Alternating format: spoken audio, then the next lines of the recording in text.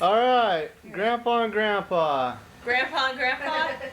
Matt, yours not Yeah, what do you want me to tell? Grandma and Grandpa. Oh, man, I'm just stupid today. Hey, can y'all introduce yourselves with your name, when you were born? Get that on there? What's that? You're gonna get that on that camera? Yeah, it's already recording. Well, it is. Yeah, Oh. but I think you might have to speak loud. I don't know, so everybody can hear. Okay, can you hear me? Grandma, when were you born? She was there, but you don't remember. Listen, they're, That's the best part of it. I'm listening. What do you want me to say? I was born in Into this world. Roosevelt, Utah. Roosevelt, Utah. That's What a years? long ways away, huh? What year? 1917. She's forgotten. 1917. They're recording this. It's last century. When was your exact birthday? April 15th, April. 1917. And you, Grandpa, when were you born? Well, I was born in September the 3rd, 1917. Same year, huh? Same year. But where at? In Ioka, Utah. How far away is that from each other? That there is must be 20 miles. That's it? Yeah, that's it. And did y'all know each other? No. Oh, we met out there in Inglewood. Where's Inglewood? She come out to visit Aunt Grace, and she's got the same band I got. The what? I missed that. The same name. Oh. My mother's sister married her father's brother. Can you figure that out? No, explain that one. Okay. Don't touch Well, Guys, y'all back off. Aunt Grace, that's my mother's sister, married Uncle Elmer, that's her dad's brother. That's how No we blood connect. relation. Well, just you have to pull it out and mingle it to make it related. Yeah. Tell us about how y'all met. Well, she come down there and got me. Try to run for us. I lived in California and she's still living in Utah, and she come down there to visit Aunt Grace, which lived about a mile away. And then we went to San Diego to the fair down there and the zoo and stuff. She went in the car with me, and she made up her mind that she was going to ride in the front seat because I was with another girl. Wasn't long till she did. Let's hear Grandma's side of that story. What year was this? Oh God, that's so long ago I can't remember. Grandma will remember. Grandma, what's your side of the story? I went down to my aunt's. I was going to live down there for the winter. Anyway, she was my favorite aunt. And they always come to see us in the summer, so I was going down there and see them during the winter. And when I met him, he was engaged to this little gal. Engaged? Yes. Oh. And so I said, or I thought to myself, well, I wonder how long it'll be before I'll be riding in the front seat. And how long did it take you? So it was I about, didn't have a chance. I think it was about 2 months. Something like that. And I was in the back seat with his brother. Were you dating his brother? Well, sort of. Just a bunch of us went together. Okay. We'd get together and we'd go out and we'd pick wildflowers and decorate the car and just stupid things. How old were you guys at that time? We were 20. 20 and 21, right in We was 21 when we got married. And what was your funnest date y'all went on? What did y'all do for dates? For courtship, I guess what they call it back That was a then. long time ago, Matt. We went to shows.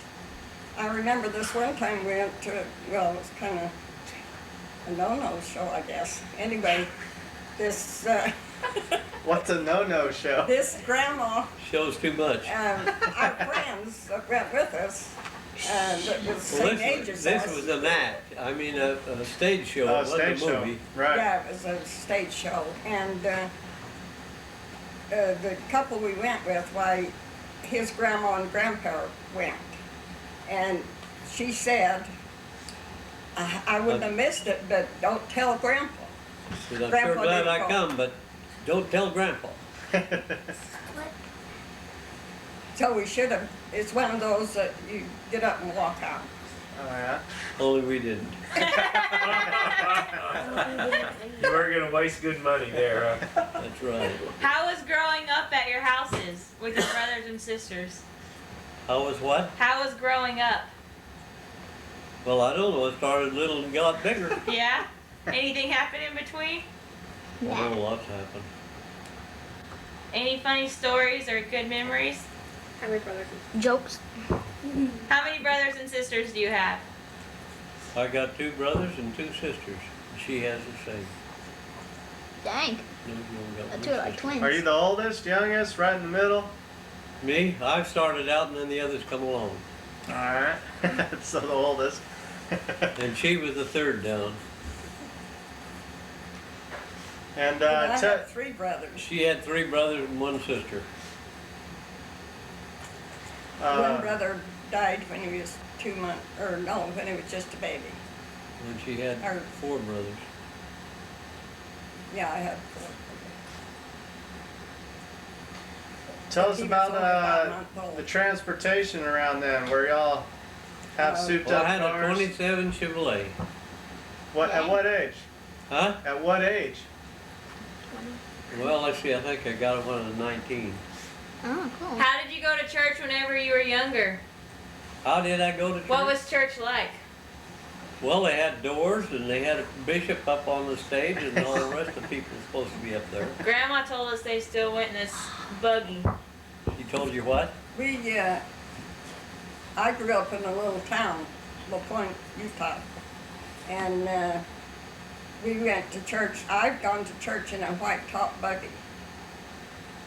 And one day we was on our way home, and my parents, we decided that we didn't have one of my brothers with us. And so they went back to the church, and he wasn't there, and they had him up at the drugstore. They had a drugstore in this little town. Yeah, And that's only they- one store in the town. And they'd been giving him chocolate, and he had chocolate running all down the front and screaming to high heaven. But when they went to the church, why, the bishop said, "Oh, I thought maybe you left him for tithing." I remember that when I was little. Yeah, let's see. So y'all remember? Did you always have cars when you were growing up, Grandpa? Well, the first car I had was an old Buick, But before that, what'd you use? Shanks Ponies. Ponies. No, I rode horses across the river to school when I started school. That's a little mountain in Utah. No cars back then. Huh? And there's a 1-room schoolhouse that had all 8 grades in there. And there was about 15 students, counting me. And One teacher to teach the whole batch. And then the Indians lived on both sides of the schoolhouse. In And TV? one of the Indians' daughter got sick, and you know, they scared the devils away by making lots of noise. They got a burro up there, and they're torturing the burro to make him holler, try to spook off the devils and that poor girl that was sick. Did it work? She got better. But that's what the Indians did there. They used to have a UBIC, they'd call it, where they have a celebration, the Indians and the whites get together and they have regular rodeo and stuff, you know. They had one in town, an old Indian come in there, he was just stark naked. His wife and the daughter had taken his clothes and hid him because he was drunk and they didn't want to come uptown. But he got on the horse, he come up there stark naked and drove off through town. Nothing like drunken Indians, huh? Come in, Chad. We're waiting for you. Well, tell us about that. What's that, I Grandma? walked to school. You walked to school uphill both ways? Well, we only lived about a mile from town. But then later on, we, school bus. But I've gone, as we got older, I've gone on dates on a car. They had a cart, you know, with drawn by a horse. Yeah. Horse-drawn car. We used to call it Old Duke in the Cart. And we'd go riding around, go to dances even.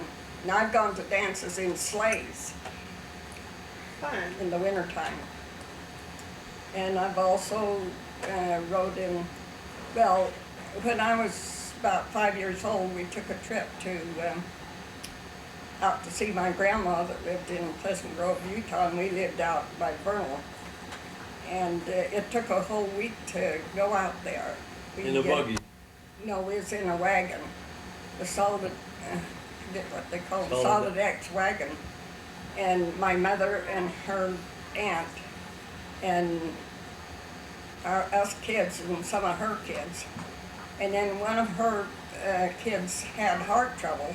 Daughter. So she had to lay kind of Stretched out in the cataways bed. of the wagon because she had to have room to lay down. So us little kids, we cramped up in the corners.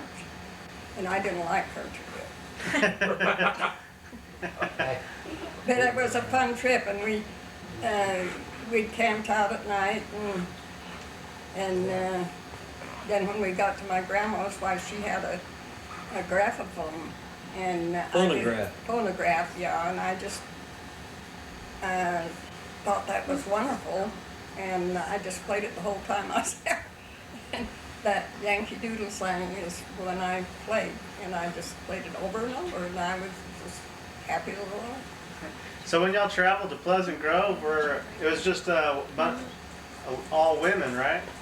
Yeah, women and my brother and one of my aunt's sons was probably 15 or so. So were y'all ever scared?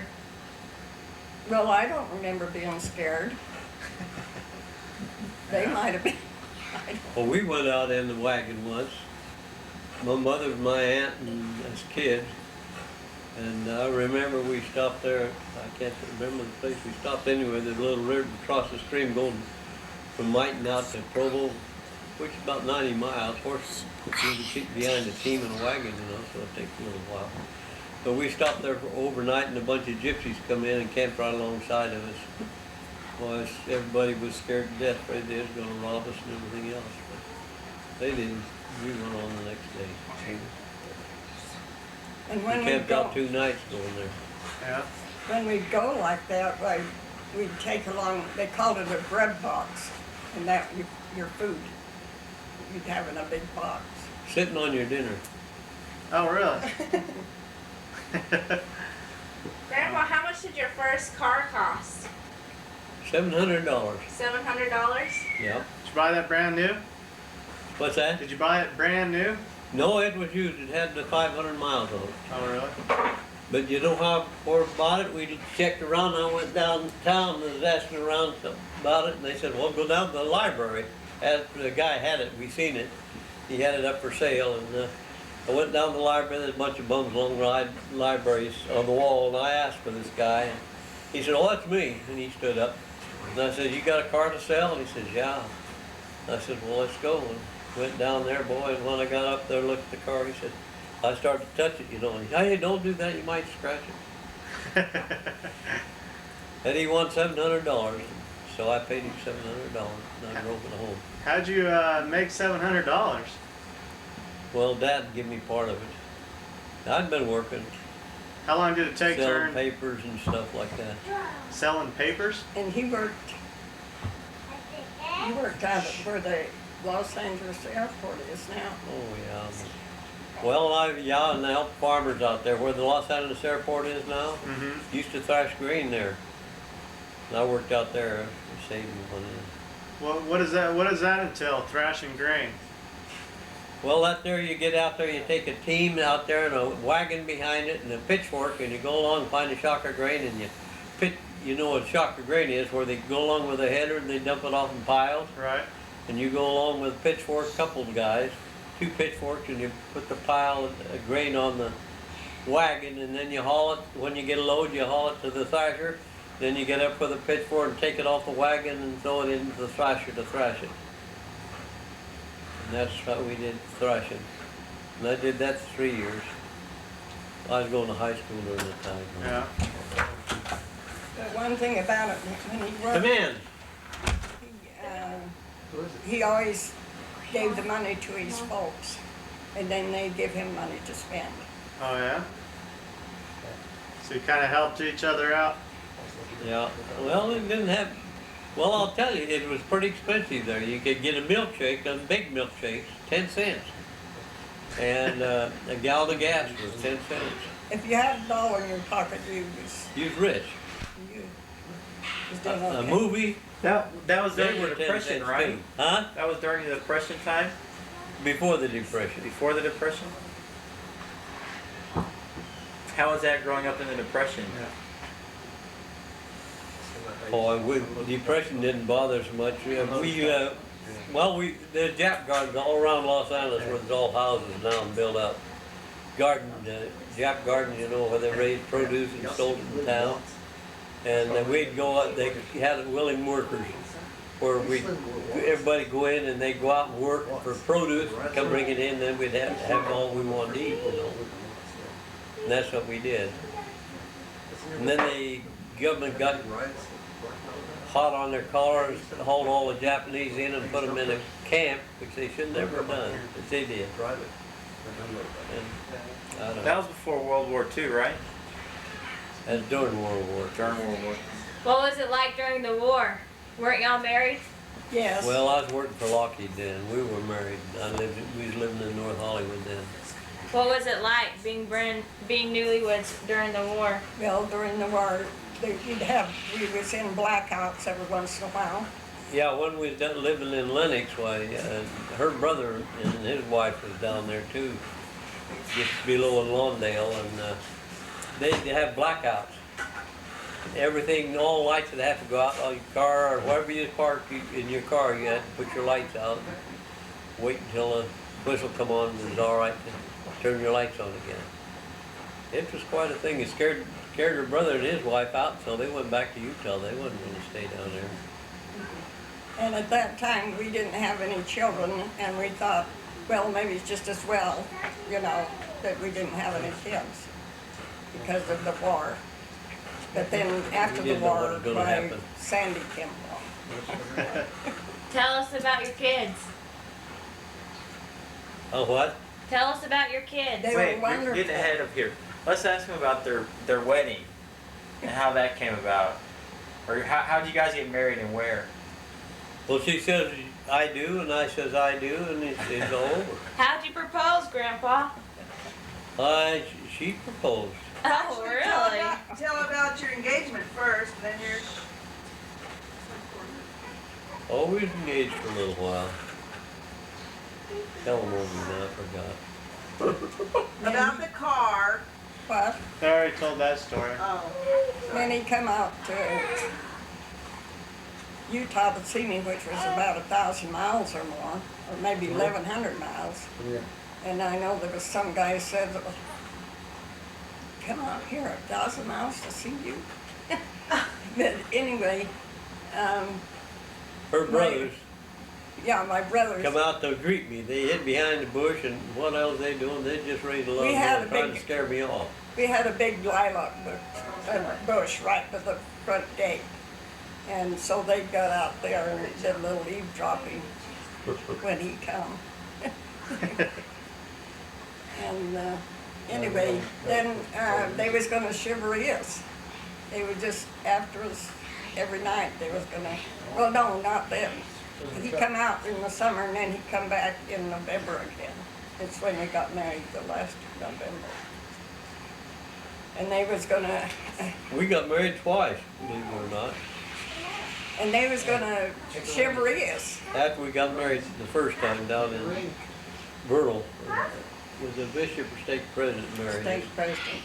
And then we come back and they was gonna chivalry us, and we hid in the haystack. They prodded around, they didn't find us. And then we went on What the does way that back. mean, chivalrous? Huh? That's where they get you up on the front and try to scare the heck out of you and do everything to torment you. Oh, okay. Yeah. And make sure that you stay out in the company instead of getting by yourselves. And they Oh, want you to give a dance and so on. And they shivery to everybody. A lot of times it was wonder somebody didn't get killed because it got They get quite kinda bad rough sometimes. sometimes. They put you on the fenders of the car and then drive fast and stuff.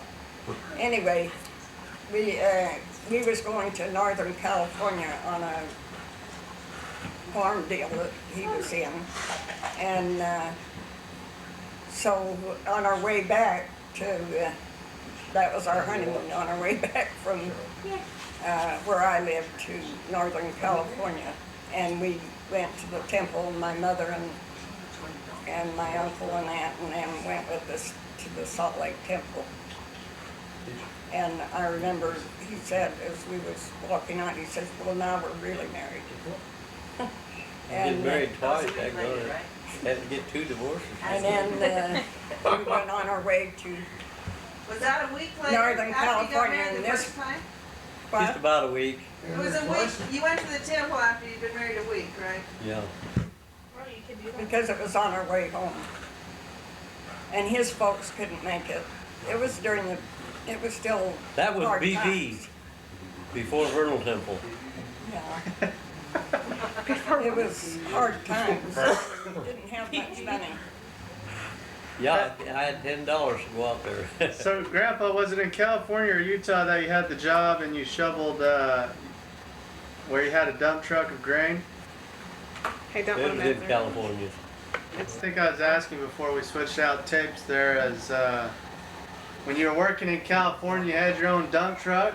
Yeah. Was it really a dump truck or how did it? It was a 1.5 ton dump truck, Chevrolet. Jordan. Oh, I yeah? worked it on the state highway and on the WPA. Willie workers, you know. And how'd you load it and unload it? It dumped it. It Maybe you had dumped, to load it. was it loaded? No, we had, a loader, about 3 or 4 men with shovels. How long did that take? Huh? How long Of did the that? WPA? Oh, I tried to get a black crew if I could, because they'd joke and kid around so much they wouldn't have to haul many loads, they wouldn't burn much gas. But, it depends. Some of them guys, mostly the white guys, they work pretty hard, and they had loaded you up in about 15, 20 minutes. A yard and a half, you know. Yeah. And then we was building roads and sewers and stuff all over Los Angeles. That's what they did. And which part of Los Angeles did you live in? I lived in Inglewood. In Inglewood? Where's Chad at? What's it like now? What's Inglewood today? Well, before all the blacks had to be out of there before sundown. Now it's pretty near solid black. Yeah. Why did they have to be out? They just had that rule against the Negroes. It wasn't fair, of course, but that's what they had. Chad says that's the part of LA where they had the LA riots Went the right thing? a few years. No, it was over in Several years what ago. was the black section of LA at that time. Watts. It was over in Watts where they had the trouble of whites getting in there and getting that. The blacks, it was mostly black there, but the whites would get in and give them trouble. There's nothing fair about it. It's just racial stuff, a lot of stuff. Yeah. And didn't you also help build the LA Police Department out there? Did we what? Didn't you also help build the LA Police Department out there? The FBI building or something like that? Well, my dad was working on the city. Oh, the City Hall. Hall, that's what it Yeah. was, yeah. That's the highest building in Salt Lake, in Los Angeles. Yeah. Walking 2x4s up there and carrying stuff that high up, boy, if they'd fall off and glad they wouldn't be a bubble hardly that time. Well, tell us a story about your horse that kept coming back home after you sold him. Oh, that was out in Utah while I was a kid. Dad had a guy there working for us, and he took the horse out to Provo. And this is just a small pony, but it's a kid's pony, you know. I mean, he's real gentle. And this guy with a big fancy black horse there, and his wife, he was afraid to have his wife ride. And so he talked about it trading, and this guy traded Prince for that big horse. Well, of course, that was a real good trade, really. But he traded us kids' pony for that horse, you know, and that horse was too wild for us to ride. And he come back, and he's real proud of his trade, and boy, us kids just raising heck. And about 5 or 6 days, here come Prince. That was the name of the horse. He come all the way to Salt Lake by himself, back to the farm in about 2 weeks. How far is that? How far away is it? But it's a little over 150 miles at least. Yeah, about 150 miles. And anyway, and he got about 3 weeks, got a letter from this guy and wanted to know if he'd seen the horse because he had disappeared. And Dad wrote back and told him we had him, and so he come out to get him. And when he got him, his dad said, "Well, if you let him loose again," he said, "we'll have to keep him. You only paid $10 for this time." And, so he took him, and it wasn't about 3 weeks, and the horse come back again. So we kept him in. But you could take him out and ride, and we'd fall off the horse once in a while, you know, and the horse would just stand there and we get back on. So it was real kid sport. Yeah. But imagine a horse going by himself all the way from Salt Lake out there. It's a long ways. Yeah, it is. It's a long way. So how long did y'all, now which part of Utah did y'all live in after you got married? We didn't live in Utah. We went to Northern California, Alturas, California. It was 25 miles from town. She thought, Out in the, let me tell it, out in the wilderness. It was heaven. He thought it was wonderful. Why'd y'all move she there? thought it was the end of the world, and I thought it was ideal. Well, there's lots of deer everywhere, and coyotes and stuff like that. And the geese would fly over and be just like a cloud going on, dark cloud going over. I mean, there's thousands of them. But and we lived on venison all winter. Oh, we killed a pig too. We got a pig and killed a beef too. Mostly venison. But there was more than just us. It was. Oh yeah, It was. about 5 couples up there, and then the old couple that got the project going. Now, were you supposed to be killing deer? I remember some story about. Absolutely not. It's always been against the law except during hunting season. But we didn't think we'd ever get bothered, and they sent a government trapper up there was setting traps for coyotes, trapping him. And he'd set a trap and he'd be gone for a week before he'd come back and catch a coyote, and that coyote would be howling there in that trap for 3 or 4 days a lot of times. And we was out and I killed a deer, and this coyote was howling pretty close. I went over and shot him and left him in the trap, you know, and then the trapper come up and he seen that I'd shot the coyote, and he was mad, and so he sent the game warden up there. And we was out cutting logs for the corral we was going to build, and the game warden come up, then he caught one of these, one guy by the name of, what was his name? Marvin. Cornell, yeah. He was a big, tall guy, but he couldn't tell a lie. You could read it all over him, you know. And he said, "I guess you know what you're looking for, or what I'm looking for." And he said, "No." He said, "Well, somebody said you guys is killing venison up here." Of course, he looked real guilty, and he went up, called him up there, and he looked through the house he was living in, under the bed, everywhere. And they come out, and Ovina and Lady Pocock happened to be out on the porch when they seen him coming up there. And so they went in and threw the venison behind this pork that we just butchered. I did? No, I didn't do that. And when he got up there, he asked him, and she said, "Well, we got this pork up here." And he just looked at it and didn't look. No, Ovina wasn't there, just Lady Pocock.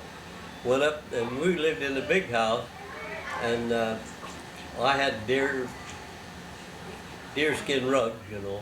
They were just dried, they wasn't tan. And in the barrel in back, I had 2 sheep hides I was trying to tan in the barrel, soaking them. And he come in there, and I had a venison hanging in a closet upstairs. It was a 2-story house. And when you opened the door to go into the bedroom, well, I covered up the door of the closet. And they went through the house and kicked the deer skin rug and come up the stairs, and Ovina had sense enough to stay back, and Marvin, he did too, and he went up and looked in, and he seen the room was empty, and he come on out. Then he got out and looked a little bit, and he says, "How could you stand there without? You wasn't even scared." And he says, "What do you mean?" And he took her up and she opened the door, and she seen that venison hanging there. She didn't know it was hanging there. Good thing. But anyway, and then we had, well, tell them what kind of cupboards we had. We had orange crates for cupboards, and then we had the deer skin on the floor, and for the stove was a gas barrel. A small- 50-gallon drum. Yeah. Well, And we just for had heat. one room in a 10-room building, a 10-room house. We lived It in had been one a room, real yeah. nice house at one time. It had even indoor plumbing. But when we was there, It was outdoor. So you had to use the outhouse? it was Mrs. Jones. Well, we did, because it was open everywhere else. Did y'all have electricity? I'm just No. trying to think. It kind of seems like we did though. Yeah, I did part of the time. Storm when you go out. But when we was growing up, at least when I was growing up, in the point, why we had a lamp. Gasoline lamp, Coil oil is what we used. coat kerosene Coil lamp. oil lamp. And you just take it from one room to the other when you wanted to find something or whatever you was looking for. And it was also, we didn't have indoor plumbing until, I don't know. It was, I was a I remember. teenager.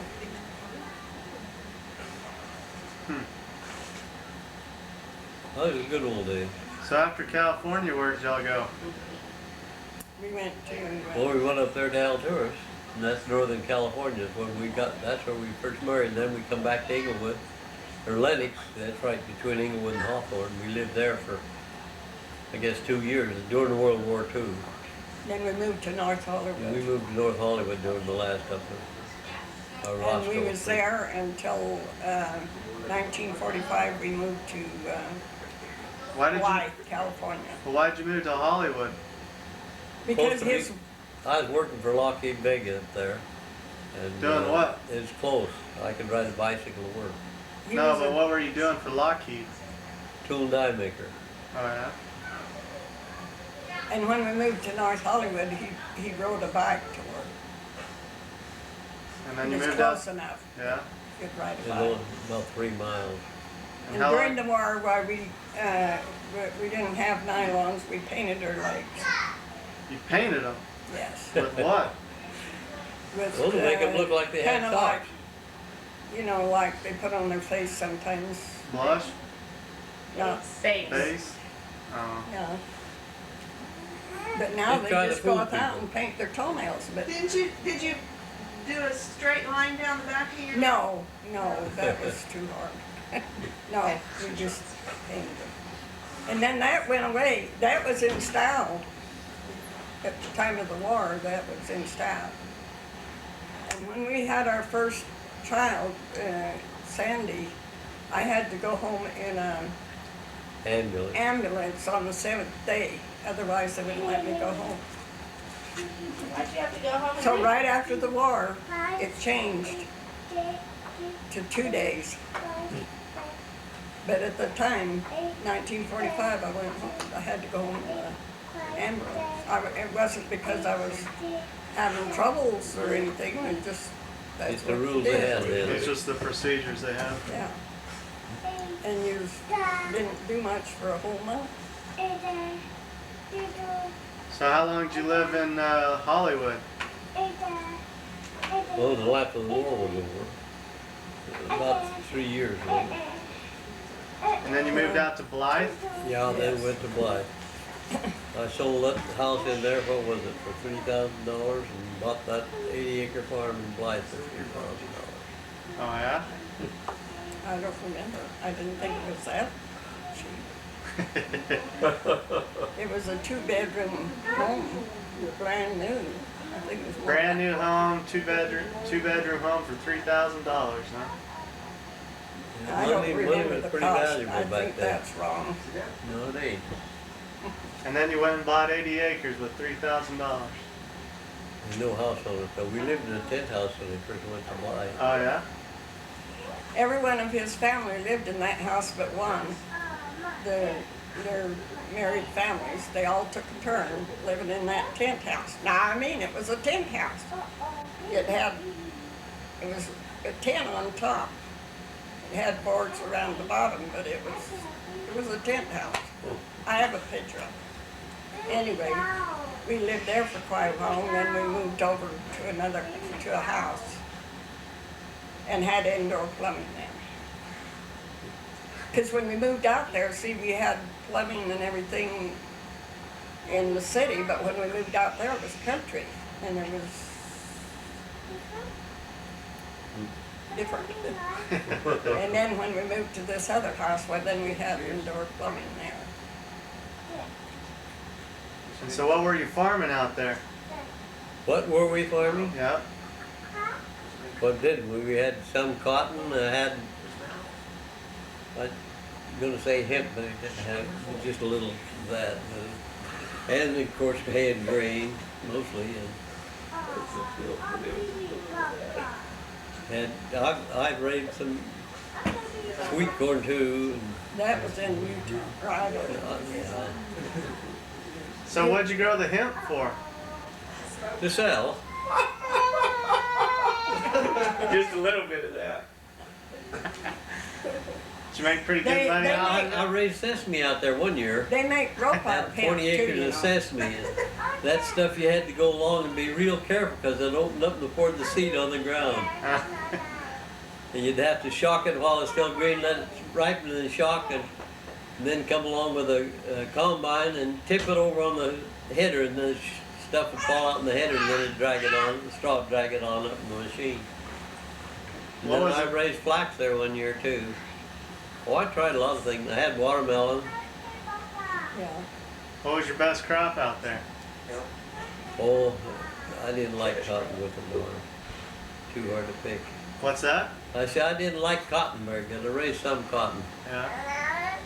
Did you have to pick it by hand? Did you have No, he machinery? had wetbacks come and pick it, and They picked it by hand, yes. they were very honest though. One time he had gone to town and got $3,000, I think it was, to pay him.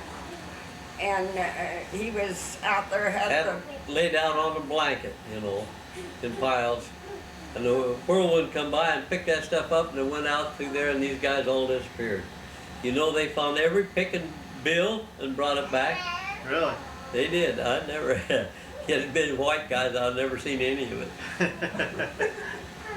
And the white guys come down there after it's about done. The white guys come down. Well, there's one. I was going to tell you another thing. They had one Arapaho Indian from Mexico. Was with this bunch of Mexicans, you know, and he was off to the side. And I asked him, "How come you don't camp with these other guys?" Oh, he says they're too dirty and nasty, and I don't want them. And besides, they don't want me.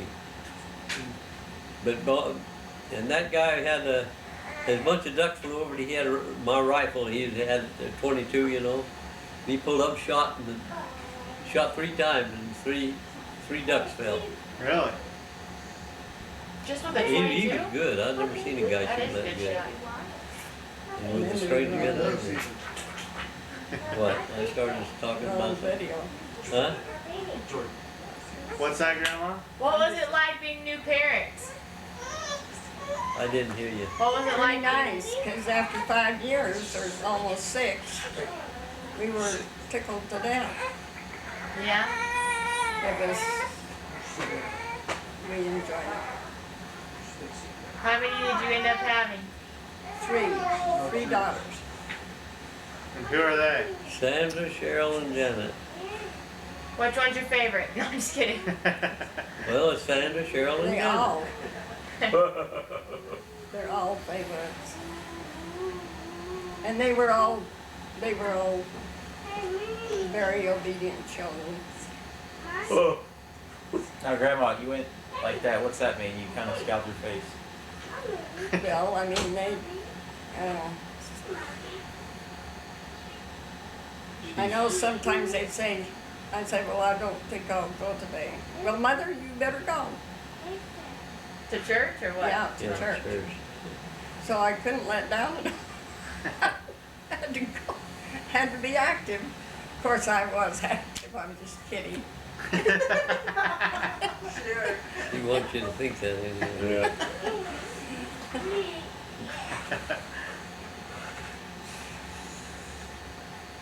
So do you have any interesting stories there in Blythe?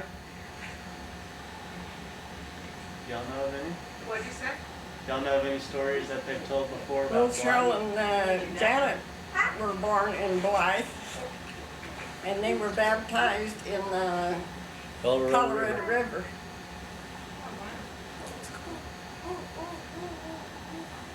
Oh, we So had what a- year was that? What's that? What year was that? What year was it? How long ago was that, What year Cheryl? were you born in that age? She was When born she in was 8 years old. 47. We left Blythe How many in years? 1965. 55? January of 47, so it's the January of 55. 65, is that? I got baptized in June. Oh, Because the water was too cold. yeah, that makes sense. Yeah, we left Blythe in 1965. Oh, we had a lot of fun down there in Blythe. It A lot of was things happening there. it was a branch, and he was ward clerk, or the branch clerk. Sunday school. And we didn't have air conditioning, so you just Had sweat. water cooler. Yeah. So when did the airplane come And it out? didn't get very hot down there, only about 130. The It was hot. airplane, Went down the store in Ripley, but it was a hot day. There's a black guy sitting alongside, and he had a big overcoat over him. He was completely covered up. And I said, "My golly, man, how can you stand that?" He said, "It's a lot cooler down here than it is out there." And he's right. Your body heat's nothing like it was on the. What was your favorite place to live? Oh, I think Burley, Why? Idaho. Why? Did you go to Burley after Blythe? Because we was there. What? When did you live in Burley? After Blythe? Yeah, No, we we lived lived- in Bend for 1 year. Where's I left that? Blythe because it was too hot. And we went up to Bend, Ben what? What state? Oregon, Oregon? Oregon. And you lived and there a for a big year? cattle ranch. We had over 1,000 acres. How about 1,800? Everybody and their dog came to see us that summer. Well, there wasn't any dogs, so. But they wanted to see where we was at. We was really close, you know, the branch was really close. And they all come up to see us that summer. Oh, it was a nice place. There's a lot of deer up there. Really beautiful, but you can't make a living there, or at least we could, Why couldn't you make a living? because the cattle Well- would just eat the. There's we had lots of pasture, and of course we had range out on the forest too. But you put a herd of cattle in a 200-acre field, cheat grass up about like this here, and they just walk through it and it's all gone.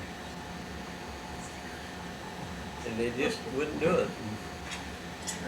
They belong to a cattle association. They all run their cattle together out on the timber ground, you know.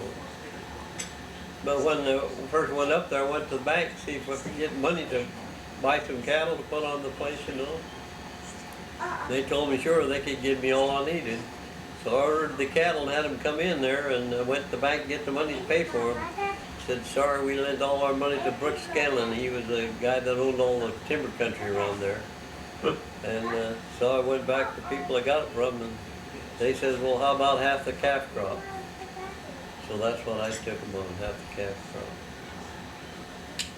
But I had potatoes and they got froze the 1st of July. Really? And then you had seed potatoes, all I had was it just paid enough for the harvest on them. And, boy, it was a nice place to live, but by golly, we didn't make no money there. We lost everything, just about. It was beautiful there, and we had some nice friends. The one friends that we had, their names was White, and every time you call their house, they'd say, White House. They were really good friends. And They then had after church 1 year, members, we too. moved to, we traded our place and got a place in Idaho. On the property that Dean and Reed had there night in Burley, Idaho, and we lived there 22 years. At this time was, let's see, Sandra off to college or what? No, Well, no, she went to college while we was there though, so always Cheryl. in. No, when we moved to Idaho, well, let's see, when we moved to Oregon, Janet was 1st grade, Cheryl was 3rd, and Sandy was about 5th grade. They thought we had to stay in school an awful long time up there. They didn't know if they liked it or not. But when we moved over there, that's where they went to school, high school, Well, in college too, they went up to and BYU. also they there. went to BYU when we They lived in grew up Idaho. there in Burley. And we really liked Burley too.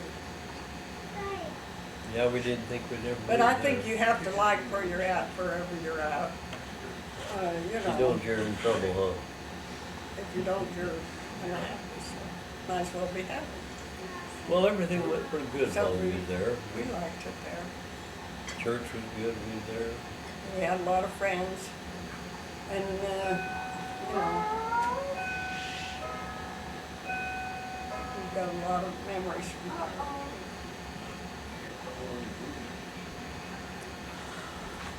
So what was next? What happened next? Aren't you getting Well, tired? we lost, we won't go into the details on this. We lost our place in Burley, and then Ken got a job up in Dickinson, North Dakota, supposed to move a refinery. And so we went up there to help him do that, and we lived up there. And that's where it got cold. I was doing welding then, and I just in the oh God, I can't even think of what I want to say. In the control room anyway, where the valves and everything is for the gas and stuff, I'd been out and shut off all the valves out, and I had to work on a gate in the control room. And I shut the valves off and went in there and started welding on this there and just cut through it, and boy, it just come blowing out and everything. And we just checked everything with water. There's water on the floor. And Ken come in and grabbed me and throwed me on the floor and whirled me around the water to put the fire out. And then I went outside. It's 40 below zero. And I was wiping snow on me and stuff, and he said, oh, you gotta go to... Anyway, they got the fire out, didn't set the thing on fire. Somebody come and open the valve, what happened, Yeah. and let the naphtha come back through, it's a naphtha line, and that's what it blowed out. And he said, you gotta go to the hospital, and I said, oh, heck, I'm all right, because it's cold enough, it didn't burn, you know. And I went to the hospital, and they put me in the waiting room, and it's warm in there, and man, it started burning like heck. And I went outside and rubbed the snow on my face, and they seen me out there and brought me in. Doctor doped me up with, what is the name of that stuff they put on me, but it's sure good anyway. But anyway, he wrapped me up like a mummy, and I went home, and Todd and Greg was little kids then, you know. And they seen me, and they run into the house and said, oh, Grandpa's out here, and he's all white. And I just peeled off all the bandage and went in, and never did blister, never did burn. But that was the coldest place we've ever been. But the good thing it was cold when it was burnt like that, because it took all the fire out of You it. never got any scars from it at all. Well, we was gonna move the refinery back to West Virginia, but we didn't do it. Or West Virginia. Elvina and Sandra went back there, but then they flew back, we didn't go back. For 3 minutes. Is this thing still going? Yeah, we only have 3 minutes left. So, what would you tell your posterity if they're to watch this later on? What do you want them to know? Tell them the good old days. What kind of advice would you give them? Take care and stay close to the church.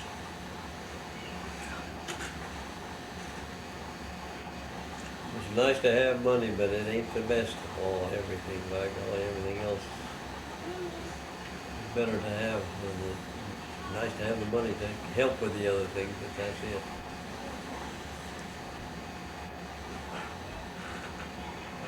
All right. Thank you.